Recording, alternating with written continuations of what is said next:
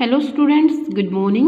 Today we read lesson 14, Establishment of the British Empire in India. Empire in India.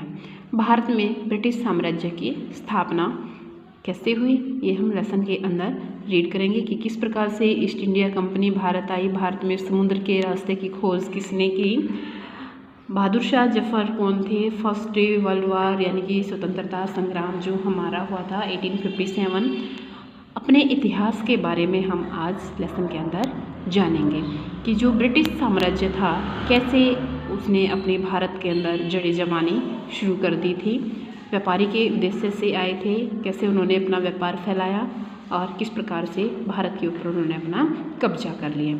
Let's we start now. बच्चों, आप सभी से request है कि आप चैनल को सब्सक्राइब करें ताकि जो भी न्यू नोटिफिकेशन है वो आप तक पहुंच जाए और आपको उस वीडियो को अच्छे से देख सके।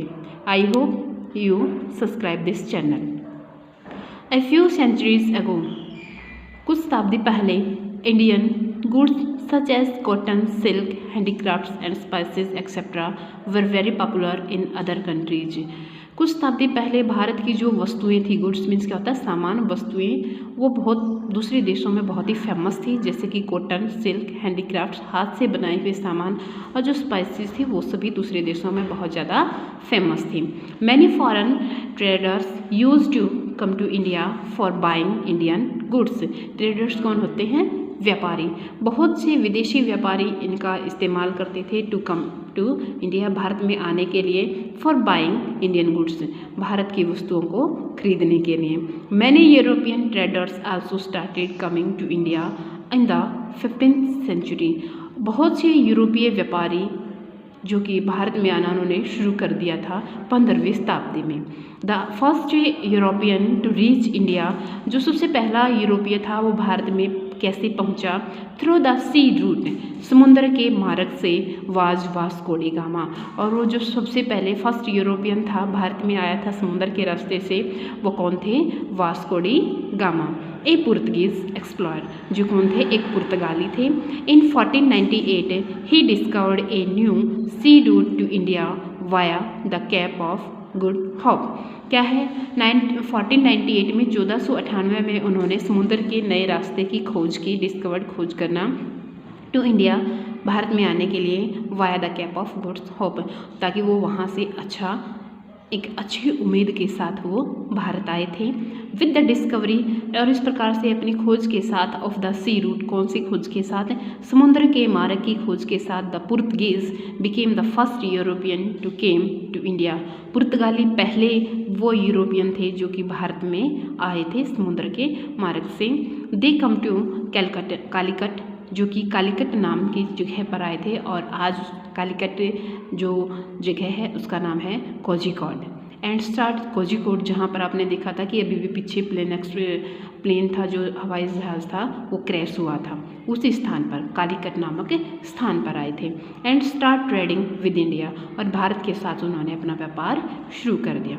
The items the Portuguese deal in were spices, silk and gold. वो आइटम, वो सामान जिन्होंने पुर्तगालियों ने क्या है भारत के साथ डील की थी, यानी कि व्यापार करने की, वो कौन कौन से थे? स्पाइसेस, सिल्क और गोल्ड। गोल्ड मीन्स सोना। तो बच्चों, आपने देखा कि भारत में जो समुद्र का मार्ग था, समुद्र के मार्ग से आने का जो रास्ता था, उसकी खोज किसने की थी? वास्को डी गामा ने। कब की थी? 1498 में। तो हमारे देश के अंदर जो यूरोपियन थे, व्यापारी के तौर पर आए थे, वो 15वीं शताब्दी में उन्होंने आना शुरू कर दिया था। किस तौर पर, किस उद्देश्य से आए थे? भारत में अपनी जो भारत की वस्तुएं थी, फेमस था दूसरे देशों में, उन वस्तुओं के व्यापार के लिए वो भारत में आए थे। तो first European who came to sea route as Vasco da Gama. Okay, next है establishment of the British power. British शक्ति का स्थापना, एस्टेब्लिशमेंट होता है स्थापना, कि जो ब्रिटिश पावर थी उसकी स्थापना कैसे हुई? द ब्रिटिश वर एम्बिशियस, जो ब्रिटिश थे वो बहुत ज़्यादा एम्बिशियस थे, महत्वाकांक्षी थे। They wanted to control Bengal, वो बंगाल पर अपना नियंत्रण चाहते थे। They made a factory in Bengal, और बंगाल में उन्होंने एक अपनी फैक्ट्री लगाई। They started maintaining an army, और उन्होंने अपनी आर्मी को मेंटेन, यानी कि अपनी आर्मी इकट्ठी करनी शुरू कर दी। द नवाब ऑफ बंगाल, बंगाल के नवाब Siraj Uddaula order the company to remove the army, Bengal के नवाब सिराज उद्दौला ने उनको आदेश दिया कि वो अपनी आर्मी, कंपनी को आदेश दिया कि अपनी आर्मी को यहाँ से हटा लें। This lead to the battle of Plassey, और इस प्रकार से वो जो उन्होंने वहाँ से आर्मी हटाने का ऑर्डर दिया, वहाँ से उनके बीच एक युद्ध हुआ जो कि बहुत ही फेमस युद्ध है इतिहास के अंदर, बैटल ऑफ प्लासी। प्लासी का युद्ध कब हुआ? 1757 में। किन किन के बीच में हुआ था प्लासी का युद्ध? बंगाल के नवाब सिराज उद्दौला और कंपनी के बीच। कंपनी कौन थी? ब्रिटिश पावर, यानी कि अंग्रेज अधिकारियों के बीच और सिराजुद्दौला के बीच एक युद्ध हुआ जो कि प्लासी के युद्ध से जाना गया। 1757 में युद्ध हुआ। The British army under Robert Clive won the battle, British army जो कि रॉबर्ट क्लाइव के नेतृत्व में युद्ध लड़ रही थी वो युद्ध को जीत गई। कौन जीते? Robert Clive, British army. This was the beginning of the British rule in India, इस प्रकार से यहाँ से भारत पर ब्रिटिश ने अपना शासन करना शुरू कर दिया था, यानी कि अपनी जड़ें जमानी शुरू कर दी थी। The battle of Buxar took place in 1764, Buxar का युद्ध भी इसी स्थान पर लड़ा गया था 1764 में। The victory in the battle made the British east India company, और इस युद्ध की जीत के बाद ब्रिटिश ने अपनी ईस्ट इंडिया कंपनी की स्थापना की। The supreme power of Bengal, जो कि बंगाल की सुप्रीम पावर, महान शक्ति के तौर पर उभरा। After this day they did not look back, और इस दिन के बाद उन्होंने पीछे मुड़कर नहीं देखा। किन्होंने? अंग्रेजों ने, ठीक है, ब्रिटिश ने।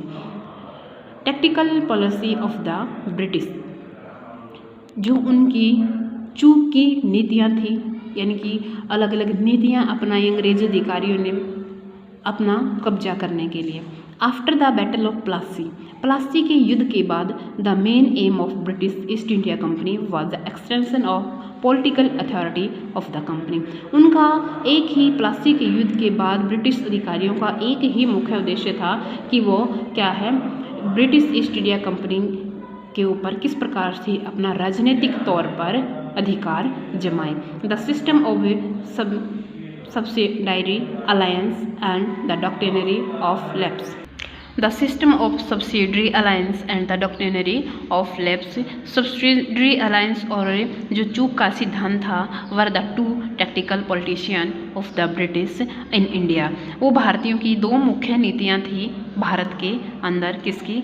अंग्रेजों की, अंग्रेजों की दो मुख्य नीतियाँ थी, ऐसा सिस्टम उन्होंने लागू किया। The policy of subsidiary alliance was introduced by Lord Richard Wellesley to bring the Indian state within the ambit of British political power. ये जो सब्सिडरी अलायंस की इसके जन्मदाता थे लॉर्ड रिचर्ड वेलेस्ली, इन्होंने इसको लागू किया था, इस नीति को, किस लिए भी? इंडिया स्टेट, भारत के जो राज्य थे उनके ऊपर ब्रिटिश शक्ति का, ब्रिटिश राजनीति को आजमाने के लिए, यानी कि अपने अधीन करने के लिए। अंडर दिस सिस्टम, इस सिस्टम के अंदर Indian rules under British protection suspended their native armies and started maintaining British troop with their state, और इस सिस्टम के द्वारा उसके अंदर भारतीयों के ऊपर जो भारतीय शासक थे, इंडियन रूलर्स जो भारतीय शासक थे, उनको क्या कहा गया कि जो अंग्रेज अधिकारी हैं वो उनको सुरक्षा प्रदान करेंगे जब भी उनके जो आर्मीज है उनकी सेना को, and instead started maintaining British troop with their states, और अंग्रेजों की देखरेख में ही उनके सारे के सारे काम शुरू कर दिए जाएंगे, मेंटेनिंग के काम शुरू कर दिए जाएंगे, किसके अंदर? जो भारतीय शासक थे उनके राज्य के अंदर। They surrounded control of their foreign affairs to the British, वो चारों ओर से क्या है, जो भारतीय शासक थे फॉरेन विदेशी आक्रमणों के कारण डरे हुए थे कि चारों तरफ से हमारे ऊपर क्या है, उनका अधिकार है। इन रिटर्न, बदले में the east India company promised, इसके बदले में ईस्ट इंडिया कंपनी ने उनके साथ वादा किया, them to protect them from the attacks of their enemies, कि जो भी उनके शत्रु हैं उनके ऊपर यदि वो आक्रमण करते हैं तो वो उनसे सुरक्षा प्रदान करेंगे। The policy of doctrine of lapse, चूक के सिद्धांत की जो नीति थी, was another tactical policy of British introduced by Lord Dalhousie the governor general of India between 1848 and 1856। इसके द्वारा जो चूक के सिद्धांत की जो नीति थी, वो लैप्स की नीति थी, वो दूसरे अंग्रेज अधिकारी लॉर्ड डालियसिस के द्वारा अपनाई गई थी। और उस टाइम पर क्या थे, गवर्नर जनरल थे भारत के। कब से कब तक, 1814 से 1815 तक वो भारत के गवर्नर जनरल रहे थे। अकॉर्डिंग टू दिस पॉलिसी, इस सिद्धांत के अनुसार, if a ruler of a state died with a natural heir, यदि किसी शासक की उसके स्टेट के अंदर ही मृत्यु हो जाती है प्राकृतिक तौर पर, the state would be annexed to the British territory, और उसका कोई भी क्या है आगे बेटा नहीं है, तो वो क्या है उसको अपने कब्जे में ले लेंगे, यानी कि ब्रिटिश टेरिटरी के अंदर वो आ जाएंगे, उनके ऊपर कंपनी का अधिकार हो जाएगा। With the help of such policies the British annexed Jhansi and Nagpur. इस प्रकार से इस नीति के तहत कौन कौन आए, झांसी और Nagpur. Other principally state like Awadh also fell from the hand of Wajid Ali Shah. इसी प्रकार से जो दूसरे स्टेट थे जैसे कि अवध, उन्होंने भी क्या है कंपनी ने अपने में विलय कर लिया गया, अपने अंदर उनको मिला लिया गया। और किसके हाथों मिलाया गया था अवध को, वाजिद अली शाह के द्वारा। The first war of independence 1857, स्वतंत्रता के लिए प्रथम संग्राम 1857, 1857 का प्रथम स्वतंत्रता संग्राम। बिफोर द रिवॉल्ट, रिवॉल्ट क्या होता है, विद्रोह। विद्रोह शुरू होने से पहले देर वाज सेवरल मंथ्स, कुछ महीनों के बाद, of tension among Indian soldiers, यानी कि जो भारतीय सिपाही थे वो टेंशन में थे। बिकॉज, क्योंकि of the newly introduce Enfield rifles की जो नई राइफल का जो आविष्कार किया गया था, नए कारतूसों का जो आविष्कार किया गया था, वो क्या है एनफील्ड। जब उनको खोलना पड़ता था तो वो मुंह से खोलना पड़ता था उनके ऊपर के कारतूस को। टू लोड द राइफल, उन राइफल्स को भरने के लिए the soldiers had to bite off the end of a greased cartridge, उनकी जो एंड को, उनके जो सिरे को काटना होता था वो अपने मुंह से उनको काटना पड़ता था। A rumour spread among the soldiers that the cartridges were greased with the fat of certain animals. तो उनका जो मुख्य कारण था सिपाहियों का क्या था कि वो जो कारतूस थे उनको मुंह से खोलना पड़ता था, एंड को मुंह से काटना पड़ता था। और वो क्या है कारतूस थे वो किससे बने हुए थे, अनेक पशुओं के फैट से बने हुए थे, मांस मीट से बने हुए थे। This was against the sentiments of both Hindus and Muslim. इस प्रकार से वो दोनों, कौन दोनों, हिंदू और मुस्लिम उनके विरुद्ध हो गए।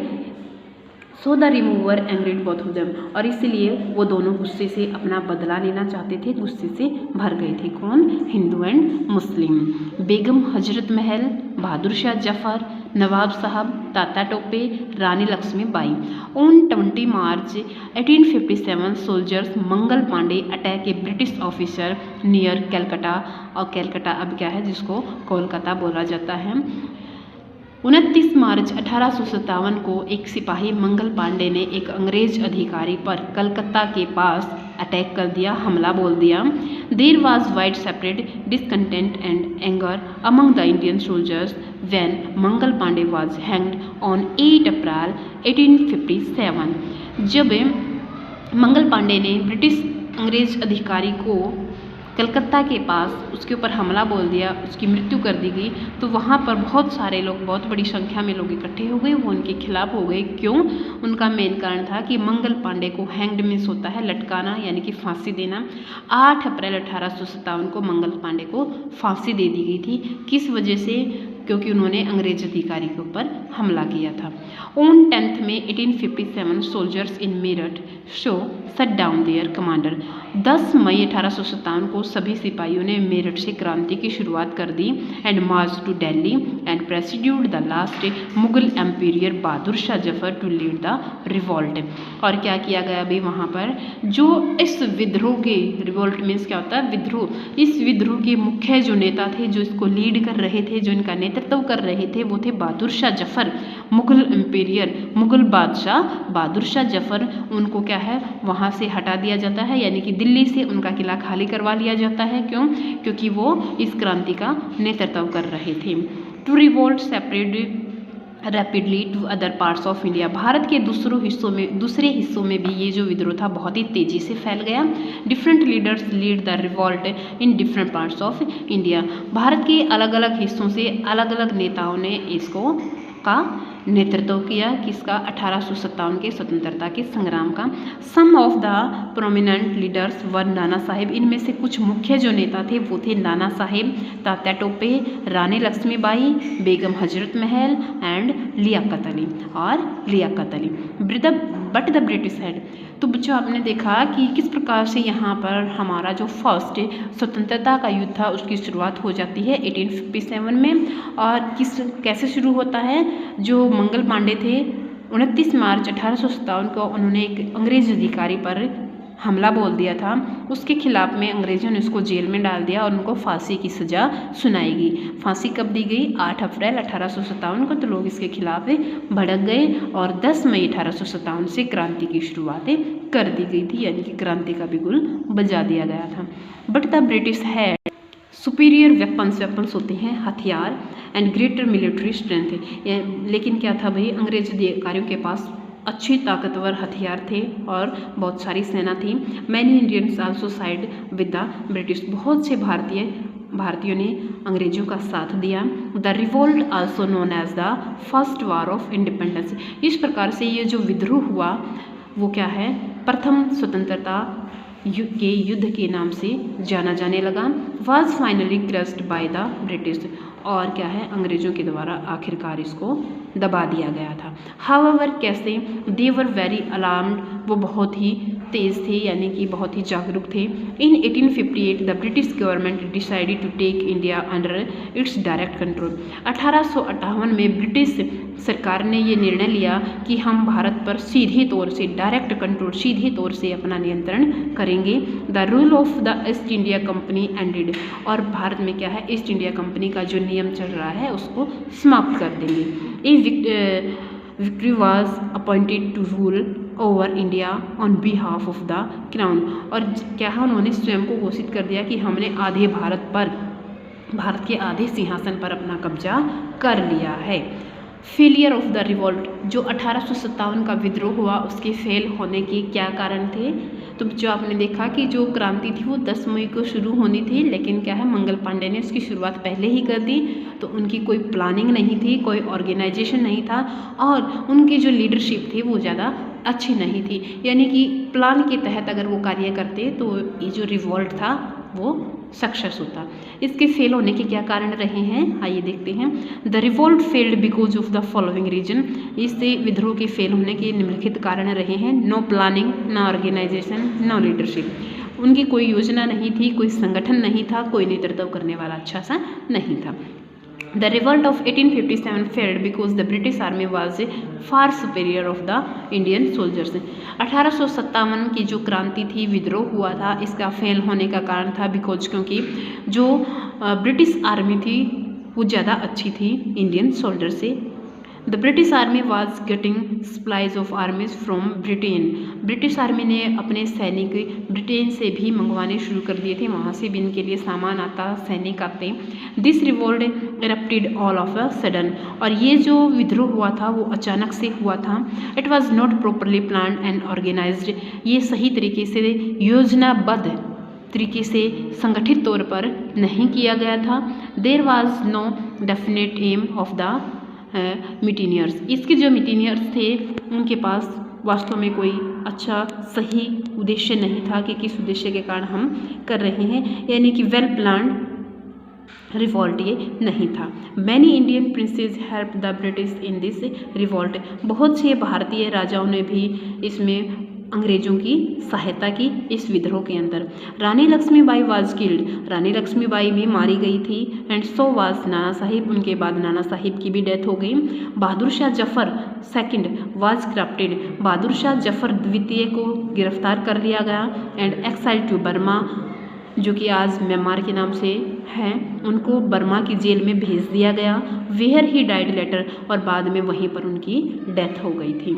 His 2 sons were killed. उनके 2 बेटों की भी मृत्यु हो गई थी। Bringing an end to the once mighty Mughal empire. और इस प्रकार से भारत के अंदर मुगल साम्राज्य का अंत हो गया था। the consequence of the revolt. This war of 1857 was a major turning point in the history of modern India.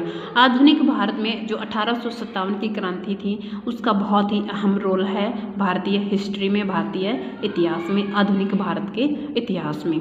The British surprised the revolt. इस विद्रोह से जो ब्रिटिश थे वो बहुत ज़्यादा हैरान थे. With their strong army and modern weapons like rifles and cannons. क्या है, अपने साथ आधुनिक हथियारों के होते हुए भी जो उन्होंने भारतीयों ने अपनी इस विद्रोह के अंदर ताकत दिखाई. इस ताकत से, इतनी ज़्यादा ताकत होने के बावजूद भी, हथियार होने के बावजूद भी जो ब्रिटिश थे वो इस युद्ध से बहुत हैरान हुए थे. इन 1858 1858 में East India Company rule ended in India. Bharat में ईस्ट इंडिया कंपनी का शासन समाप्त हो गया. And the British government took over the region. और ब्रिटिश सरकार ने अपना कब्जा कर लिया था हर क्षेत्र पर. इन 1877 1877 में Queen Victoria took the title of Empress of India. Bharat को प्रभावित करने के लिए क्वीन विक्टोरिया भारत आई. She appointed governor general who acted as her representative and ruled over India. और उनको क्या है, गवर्नर जनरल की उपाधि दी गई ताकि क्या हो, पूरे के पूरे भारत को रिप्रेजेंटेटिव कर सके और पूरे भारत पर अपना शासन कर सके. The missionary even in its failure produce many Indian horse's. बहुत से घोड़ों के साथ क्या है वो अपने इस काम में भी क्या है असफल रहे. अबव ऑल इन सब को देखते हुए it created a sense of unity between the Hindus and Muslim of India that was witnessed in later years. इस प्रकार से क्या है, अंग्रेज़ों की बढ़ती हुई पावर को देखकर हिंदू और मुसलमान दोनों ने यूनिटी, एकता के सूत्र में वो बंधना चाहते थे, जो कि बहुत सालों के बाद दिखाई भी दिया. Multiple question. Vasco da Gama was a Portuguese. Doctrine of lapse was introduced by doctrine of Lord डालोसियस.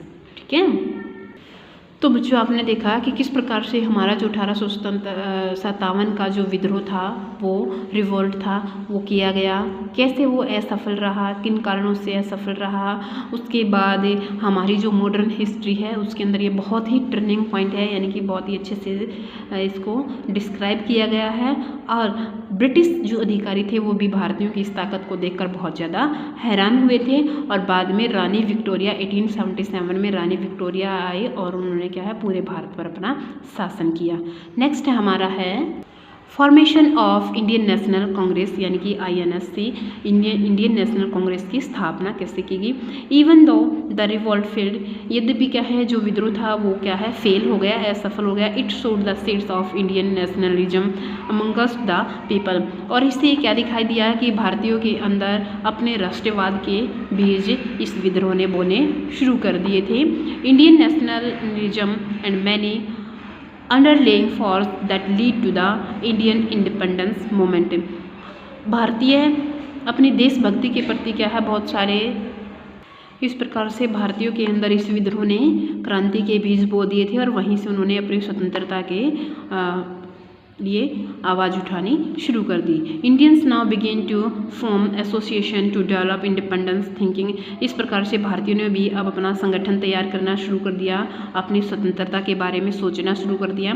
It was begin felt that there should be an all India organisation which can represent the will of the people. और इसके लिए उन्होंने क्या है पूरे भारत के स्तर पर एक संगठन तैयार किया ताकि पूरे के पूरे भारत के लोगों को वो रिप्रेजेंट कर सके. This need give birth to the Indian National Congress. इस प्रकार से क्या है भारतीय राष्ट्रीय कांग्रेस की स्थापना की आवश्यकता महसूस की गई.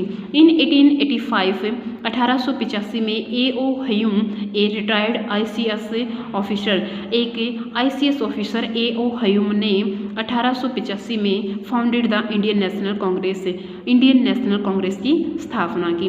तो भारतीय राष्ट्रीय कांग्रेस की स्थापना किसने की थी? A.O. ह्यूम ने. कब की गई? 1885 में. कौन सी कांग्रेस? जो आज हमारी कांग्रेस पार्टी है उसकी स्थापना किसने की थी? A.O. ह्यूम ने इन 1885 में. ठीक है. Its aim was to draw the attention of British ruler towards the difficulties and demand of the Indian people. इसका मुख्य उद्देश्य क्या था? किस उद्देश्य के लिए ये बनाई गई थी?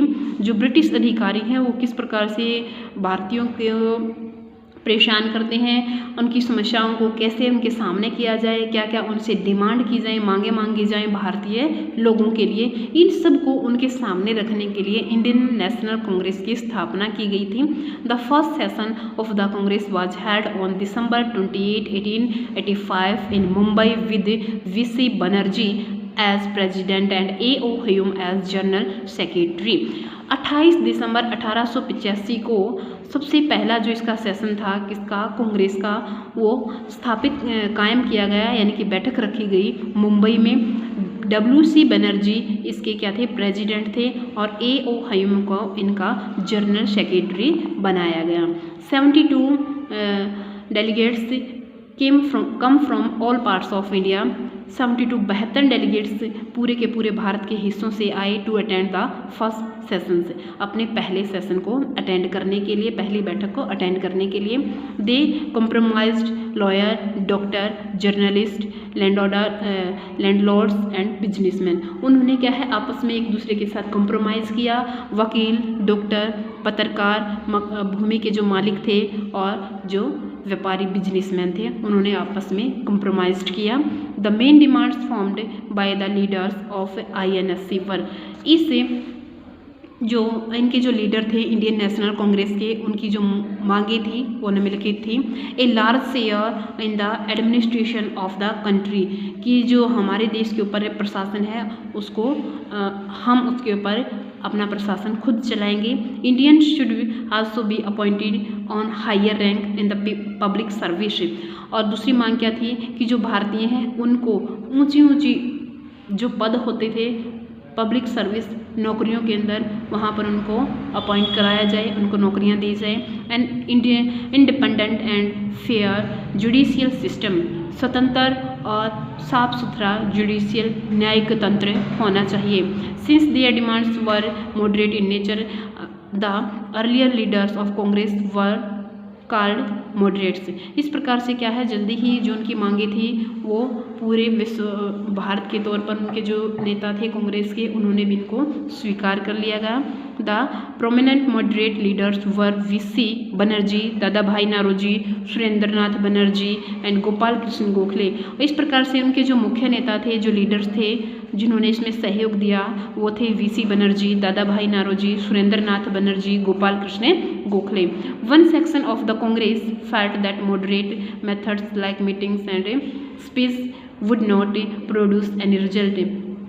एक बार क्या है, कांग्रेस ने महसूस किया गया कि वो अच्छे तरीके से अपनी मीटिंग रखेंगे, भाषण देंगे, जो कि लोगों तक अपनी बातों को पहुंचाएंगे, लेकिन उसके जो रिजल्ट थे वो ज़्यादा अच्छे सामने नहीं आ पाए। They wanted direct action with the spots of the people.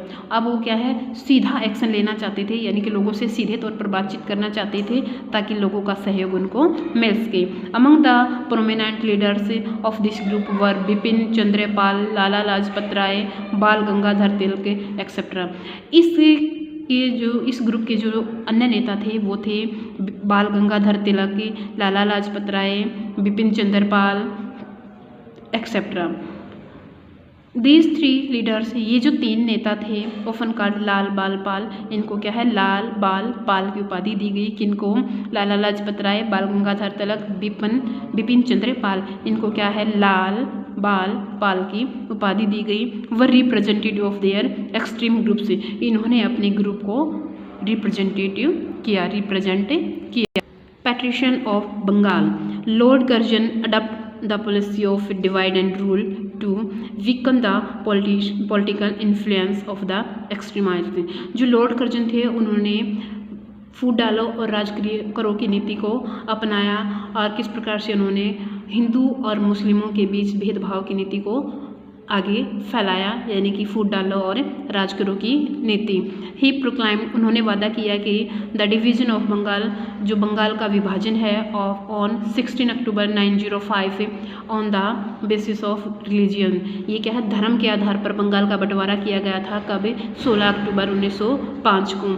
किसके नीति के तहत, डिवाइड एंड रूल, यानी कि फूट डालो और राज करो की नीति के तहत बंगाल का विभाजन किया गया। किन किन के बीच, हिंदू और मुसलमानों के बीच। This proclamation of Lord Curzon was neither like by the Muslim nor the Hindus. इस प्रकार से उन्होंने जो दावा किया था लॉर्ड कर्जन ने, उन दोनों को आपस में एक दूसरे के खिलाफ भड़का दिया। हिंदू और मुसलमानों को huge demonstration were organised against the division, और इस प्रकार से एक बहुत बड़ा प्रदर्शन उन्होंने इनके खिलाफ किया, हिंदू और मुस्लिम के बंटवारे के खिलाफ। Both the Hindus and the Muslim United and demonstrated against the proclamation, और जिस प्रकार से लॉर्ड कर्जन ने अपना वादा किया था उसके खिलाफ अपनी एकता को हिंदू और मुसलमान ने क्या है खो दिया था। यानी कि वो जो एकता के सूत्र में बंधे थे 1857 की क्रांति के बाद सभी एक हो गए थे, अपने की क्या है आज़ादी चाहते थे, उसको लॉर्ड कर्जन ने फूट डालो राजगुरु की नीति के तहत उस यूनिटी को तोड़ दिया था। स्वदेशी मूवमेंट, स्वदेशी आंदोलन, the Indian rose in open revolt against the partition of Bengal. Bengal के क्या है वे विभाजन के बाद एक और विद्रोह हुआ at a huge public meeting in August 1905। अगस्त 1905 में एक बहुत बड़े स्तर पर बैठक की गई। It was decide the British would be boycott, और उन्होंने क्या निर्णय लिया कि जो विदेशी वस्तुएं हैं उनका बहिष्कार किया जाए। बाइकॉट मीन्स होता है बहिष्कार करना। It was named the Swadeshi movement, और इस प्रकार से इसको स्वदेशी आंदोलन का नाम दिया गया। जैसे कि आज हम बोलते हैं कि चाइनीज वस्तुओं का बहिष्कार किया जाए, उनको अपनाया ना जाए। उस समय पर भी क्या है ब्रिटिश वस्तुओं का बहिष्कार किया गया, स्वदेशी अपनाने पर बल दिया गया। Women and students took a leading part in it, महिलाओं और विद्यार्थियों ने इसके अंदर अपना महत्वपूर्ण हिस्सा अदा किया।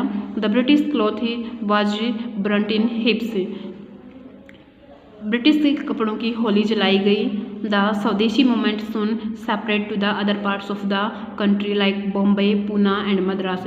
इस प्रकार से जो स्वदेशी आंदोलन है वो भारत के और भी हिस्सों में फैल गया तेजी से, जैसे कि बम्बई, पूना और मद्रास में। The British ruler could not suppress this movement and finally abolish the scheme to partition Bengal in 1911। इस प्रकार से जो ब्रिटिश शासक थे उन्होंने महसूस किया और आखिरकार उन्होंने इस स्कीम को बंगाल में 1911 में ख़त्म कर दिया। The movement actually help in the establishment of textile mill, bank, hosiery, tobacco, soap factory except. इस प्रकार से क्या है इस आंदोलन के दौरान उनकी जो स्थापना की गई थी, टेक्सटाइल मिल थी, कपड़े की जो मिलें थी, बैंक, हॉर्सरीज, तंबाकू, साबुन की जो फैक्ट्रियाँ थी, इन सभी ने उनकी सहायता की थी। तो बच्चों आपने देखा कि किस प्रकार से हमारे देश के अंदर अंग्रेज़ों ने अपना साम्राज्य स्थापित किया, कैसे व्यापार के उद्देश्य से वो भारत में आए थे, धीरे धीरे अपनी जड़ें जमाने उन्होंने शुरू कर दी थी। उसके बाद 1857 की जो रिवॉल्ट विद्रोह हुआ उसमें भी उन्होंने क्या है अपना विशेष सहयोग दिया।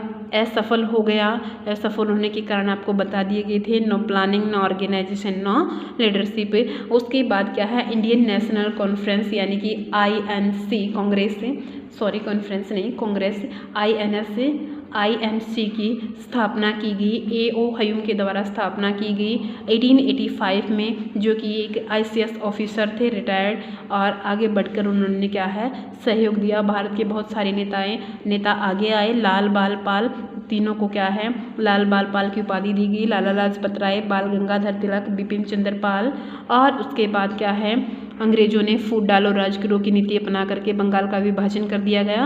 और जैसे आज हम चाइनीज वस्तुओं का बहिष्कार करते हैं, बाइकआउट करते हैं, उस टाइम पर भी ब्रिटिश वस्तुओं का बहिष्कार किया गया, ब्रिटिश कपड़ों की होली जलाई गई, और आखिरकार क्या है अपनी पार्टी की स्थापना की, और धीरे धीरे हम अंग्रेज़ों के चंगुल से आज़ाद हो गए और अपना देश को आज़ादी मिल गई। और आज हमारा क्या है अपने देश पर अपना शासन है, अपना राज है। आई hope you understand this lesson. Thank you. बेटे चैनल को सब्सक्राइब जरूर करें ताकि आपको नोटिफिकेशन मिलता रहे। Okay, thank you.